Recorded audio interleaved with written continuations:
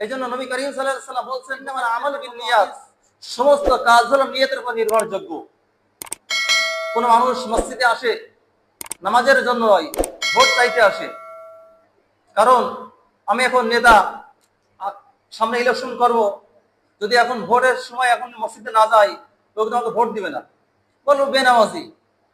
তো সে দেখা যায় যে কোনো কোনো সময় দেখা যায় এক ওয়াক্ত নামাজ 4-5 জায়গায় পড়ে। এখান থেকে আসরের নামাজ পড়ে বের হবে, গাড়ি টান দে, বলতো না বুঝে পড়বো, ওখান থেকে পড়ে গাড়ি জোরে টান দে, অমুক দেখা যায় মসজিদ ঢুকবো। অনেক সময় দেখা যায় যে পথে একবার পিছাবে করে গেছে, ওজু করার সময় নিত, মসজিদে ঢুকতে গেছে পিছন থেকে খাদাম খায়, স্যার ওই যে মসজিদে পিসাব করে ওজু করে টাকা চুপবেন। তো এই নামাজগুলো তাদের নামাজ হলো মানুষ দেখানো নামাজ। কিছু লোক আছে বলে মেয়ে বিবাহ দিতে হবে, জামাই আসছে, মুরব্বী হয়ে গেছি, এখন শ্বশুর হয়ে গেছি, এখন যদি দাঁড়িয়ে না রাখি লোকে বলবে কি? লোকেদের বলবে আরে তোকে দেখতে যেমন দেখা যায় তোর জামাই তো একই রকম দেখা যায়, তাই দাঁড়িয়ে রেখে দিছে, তাই মসজিদে যাই।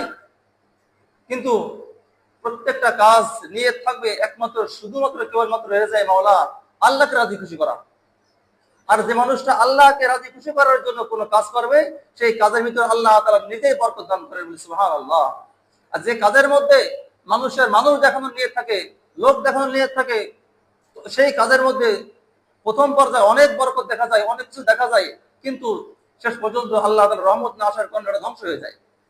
বাংলা টিভি ইসলামের কথা বলে।